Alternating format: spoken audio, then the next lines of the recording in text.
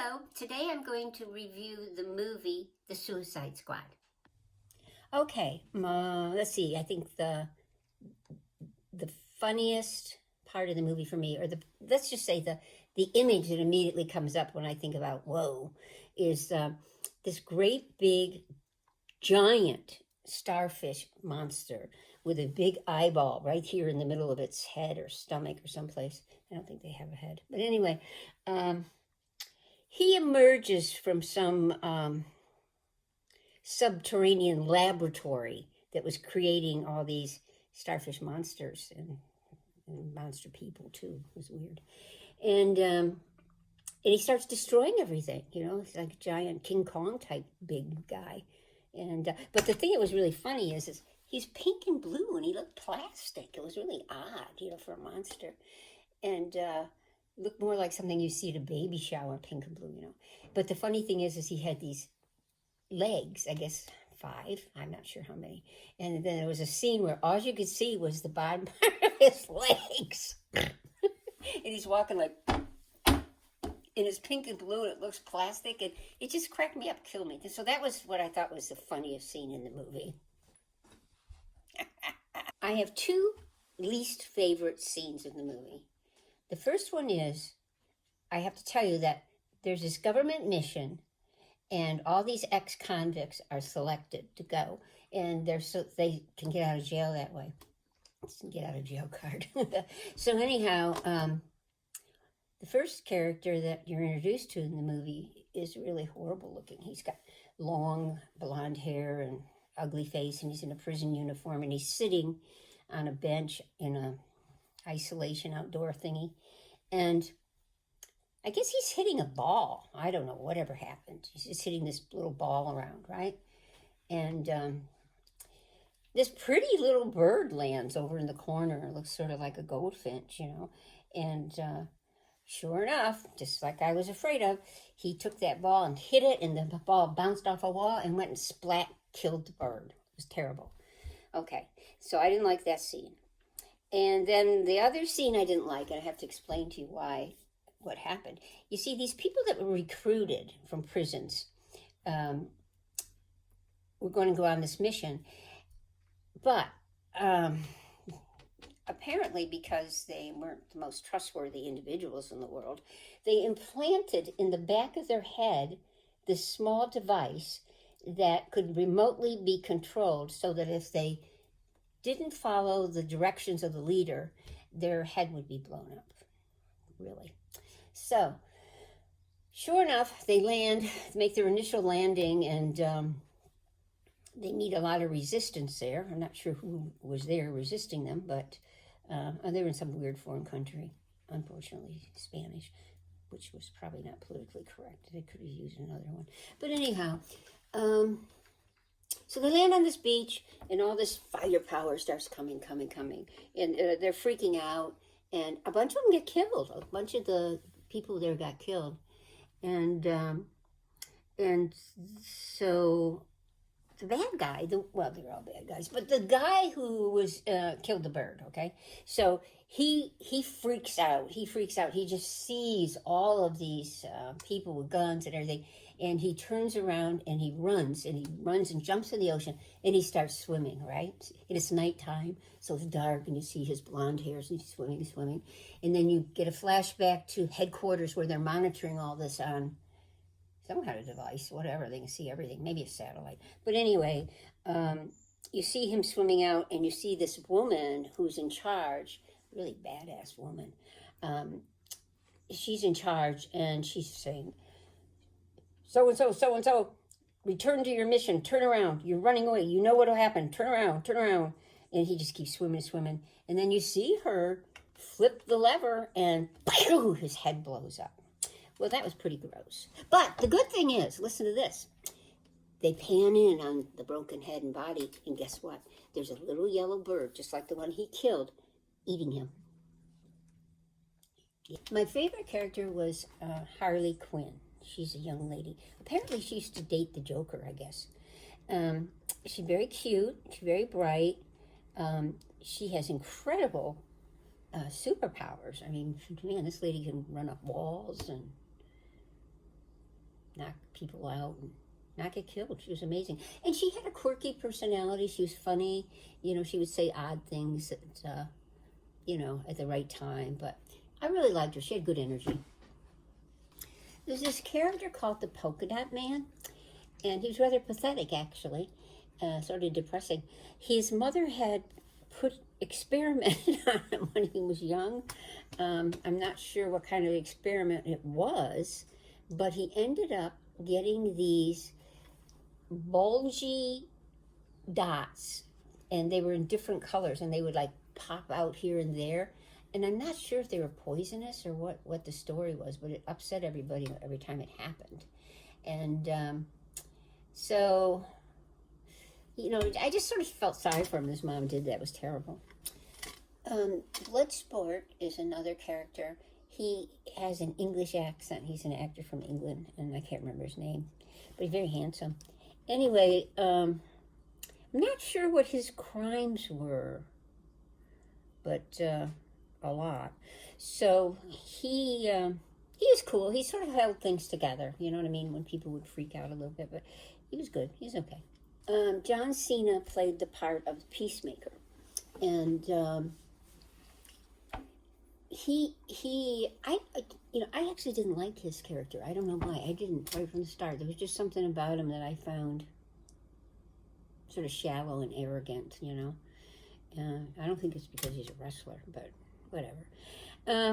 So, unfortunately, he turned out...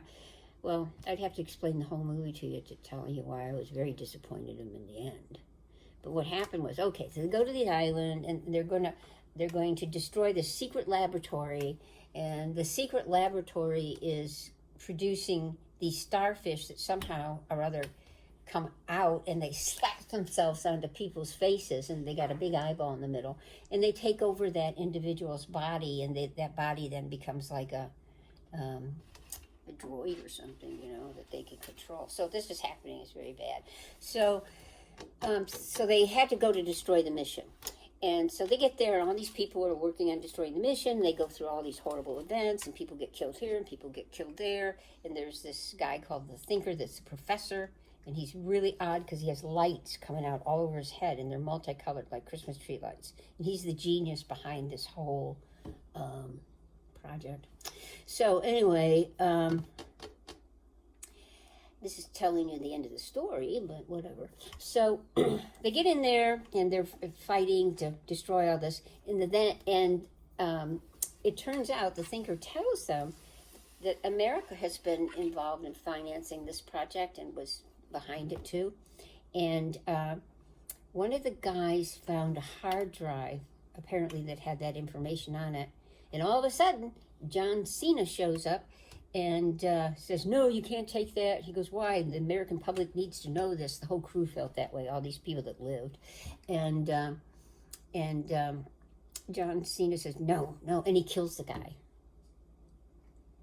So everybody felt betrayed. I don't remember what happened after that. It was Bloodsport and Peacemaker kind of had a shoot off. Did Peacemaker get killed? Yeah. He did? Yeah. Technically? Oh, I wonder where the hard drive went. I guess I didn't figure that one out really good. There's this young woman called the Rat Catcher, and she was in jail too, and I don't remember what she did. But they flashed back to when she was a child, and she had a father who was a bit odd, and I guess he was a scientist too, and he was able to train rats to do things, and I mean like huge groups of rats, like 100,000, like an army, rat army. And obviously they must have done something against the law, because he was in jail and the daughter was in jail too with her rat. She had one rat, and apparently they let her keep it. So she was a nice girl. She was very sad, though, about her dad. And, these characters were sort of tragic, really. I mean, if you wind up in jail, let's face it. So, anyway, that's a rat girl. Okay, so there's this shark in there, I mean, and his name's King Shark. But the thing is, it's interesting. He looks like he's got a human body, very muscular upper human body, and he's got legs, and he can walk, and he can talk, even though he does have a somewhat limited vocabulary, like num num. When he's hungry, stuff like that. So anyway, but there's a shark, and he's indestructible too. And Sylvester Stallone did the voice for him. Yeah, I like that shark. Okay, so overall, I have to say, during the course of the movie, a lot of times I was confused because I wasn't really sure what was going on.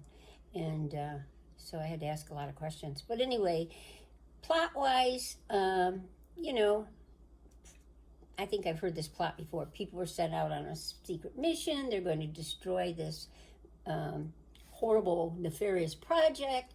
And they get there, and it turns out the people that sent them were actually were responsible for it also.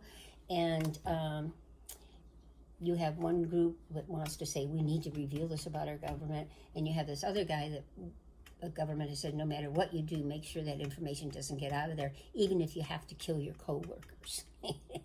What a day at the office, huh? So anyway, it was okay. It was okay.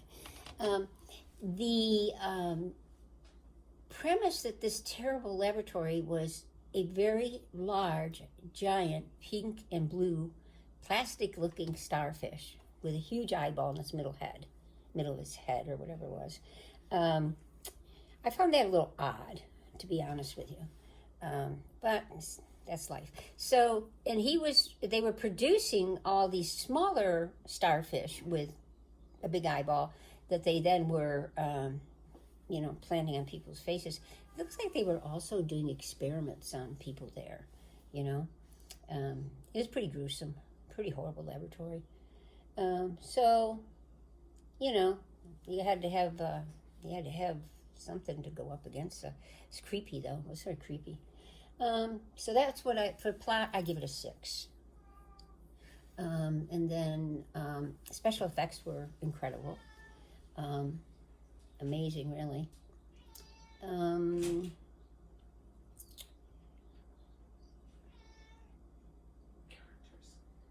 Except when that big starfish legs were plodding in front of the screen and cracked you up, unless you were retarded. Ooh, can't say that. I'm so sorry. Unless you were out of it. So, that was the funny part. And then everything blew up, and to be frank, I hate to say this, I can't remember what happened did they get back to did they ever get off the island? Oh, did they get free?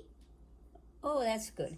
I don't know how I missed that. It seems like it should have been pretty apparent, but anyway. So, plot-wise, special effects 10, plot 6 or 7. The actors were good, though. There's some good actors in there. I give that a 9.5, maybe a 10. What else have you got? The characters? Yeah, they're great. They were really, really good. One that creeped me out, though, there was this, looked like, I don't know what he was, a genetically altered weasel. And it was this sort of human-like body with a weasel head, and it was really creepy, but he was in jail, so I don't know how you jail a weasel, but they did. But he was some kind of genetically engineered mutant. So was the shark, and so that explained why they existed.